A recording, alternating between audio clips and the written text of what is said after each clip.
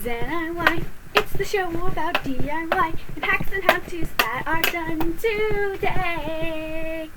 I hit my thumb. That really hurt.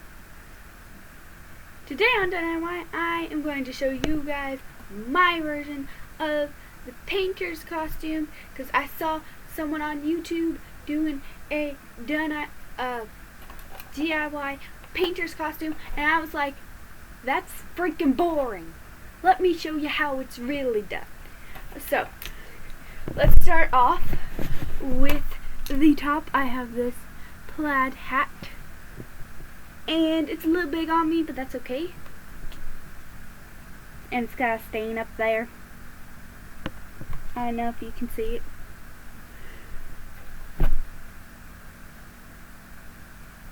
Also, I have these fun glasses which glow in the dark. Well, at least they did before I covered them in nail polish. And they look really awesome and shiny. My face, I didn't, aside from putting these cool glasses on them, I didn't do really anything with my face or my hair. I just let it do its own thing. And then for props, I have like this paint palette and the paintbrush, which I'm pretty sure these actually came together. And this is from the yard sale haul that I did. Like the last one that I did where I got like a ton of great stuff. That's what this is from. And it just looks really cool. Yeah. Okay. Next, let's get into the actual clothes. First up, we have this vest here, which is kind of like my own creation kind of thing. Basically, once upon a time, this was like a lab coat kind of thing, and you might be wondering, where in the world would you get a freaking lab coat? I'm glad you asked. So join me as I take you on a walk down memory lane to tell you where I got a lab coat. Okay, so I don't remember how old I was. I'm gonna just say 13 because that's the age that popped into my head. So I'm 13 and my church was having a science themed like VBS thing and everybody got a lab coat. So because we were all like doing sciencey things. In fact, side note, that's when I first did the Sharpie tie-dye. Was at that camp. Anyway, so over time, you know, the lab coat from that was just sitting in my closet, never getting used, never doing nothing, just hanging there. And I was like, maybe I can transform this into a piece that I will actually wear, like out in public. And yeah, so I did. I cut it into this, and then I hot glued, you see the obvious hot glue, the hem on it, and I left it plain white for a really long time, and then I was like, this is freaking boring, I'm just gonna throw paint on it, cause that's my kind of style. And I was like, I'm gonna create this thing, I don't know what I'm gonna call it, but it's gonna be like brightly colored grunge. So that's what I did with this vest. And I think I put like glitter on the back too. I don't know if it's still on there, if you can still see it, but I sprinkled glitter on it too. And I'm taking these off because it's just throwing off my whole perception of the world. Anyway, and I'm also going to take off this layer so you can see the second layer better, and also because I'm burning up hot, because I got like 4 layers here. Okay, next I have this floral button-up shirt, which I didn't button up, I just tied it, because I wanted you to be able to see all the layers. And yeah, so I chose this because not only is the color a little bit off on it, I'm thinking I washed it at some point with something that I probably shouldn't have because it's got a pinkish tint and it was supposed to be white. Anyway, and the sleeves, they got that thing, you know how sleeves, when you do stuff with them that you're not supposed to, they get like lines across them. See the creases? Yeah, that's what they got, and I liked that effect. Yeah. And I didn't button my cufflinks, I just let them run free. Be free, wrists. Okay, I'm gonna... Come on, untie. Oh, that felt good. And then it's just down to like 2 tank tops. This tank top I got at Walmart a little while ago. It's like really soft, like swimsuit material. But you don't have to wear it with swimsuit stuff if you don't want to, obviously. It's like tie-dye and stuff, and I really like it. It's really, really, really, really, really soft. And then this is just another discolored piece of clothing. Only unlike this piece, which I don't know how it got discolored. This, I'm pretty sure I know how it got discolored. I don't know if I should go into the actual story of how this got discolored. And we got time, I'll tell you. Okay, so a while ago, the church that I'm currently going to, the church that I was referencing before was my previous church. We recently just switched churches, to make a long story short. Anyway, the church we're currently going to had this color war thing, and I had never done a color war before.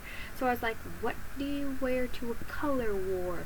Well, I want to see the full effect of this color stuff, so I wore white stuff, but I didn't wear white stuff that I was worried about getting dirty. That's the main thing that I want to tell you guys. So like I wore this tank top, I wore the fringe jacket that I made out of a t-shirt, and I just wore some random jeans, and I wore socks and shoes, obviously. I feel like I wore something on my head. Why do I feel like that? Maybe I wore like just a cheap headband that I made or something. I don't know. Anyway. Oh, and I wore belts, because everybody's always giving me a stink about wearing a belt. Anyway, so I did not fully realize how permanent the color war stuff was, and B, that I had to be very careful with what, like, I didn't realize how, to make a long story short, I didn't realize how permanent this stuff was gonna be.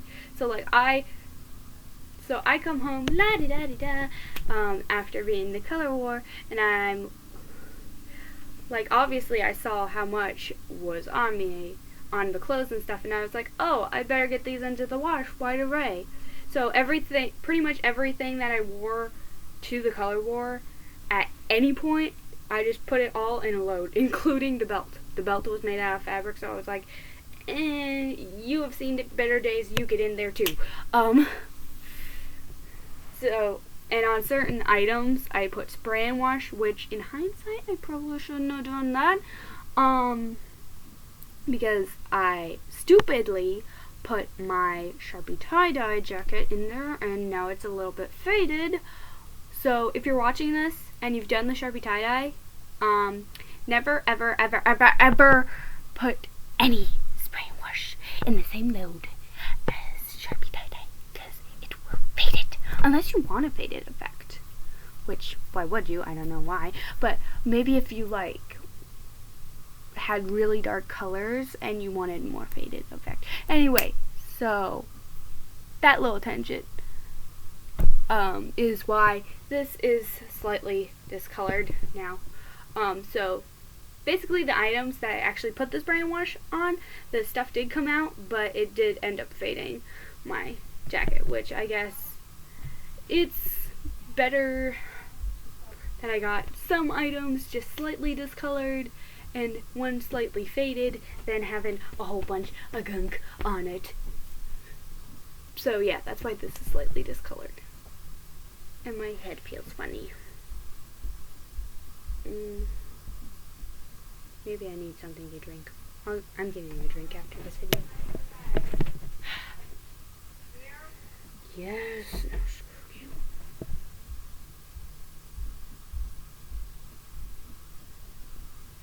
I want you to get in there and brush your teeth and get ready for bed.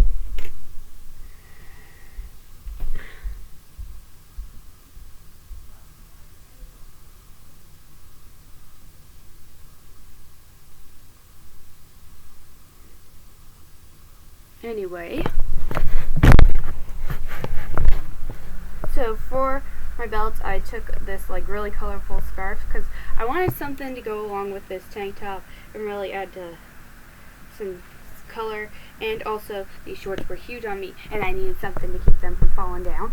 And these shorts, these are the ones that I added like fabric to the pockets in a previous video. And yeah. So there's that. And then finally, for shoes, I just went with these blue slip-on shoes. But if I were actually going to wear this on Halloween, I'd probably go with some warmer shoes. Yeah. So I hope you guys enjoyed this video of me ranting and explaining this costume and the intricate details of this costume to you. So I will see you guys next time on doneiy. And if you think I should be a painter, this painter costume for Halloween, then give this video all kinds of love, because the video that gets the most views will be my Halloween costume for this year that has to do with costumes. And I will see you guys next time.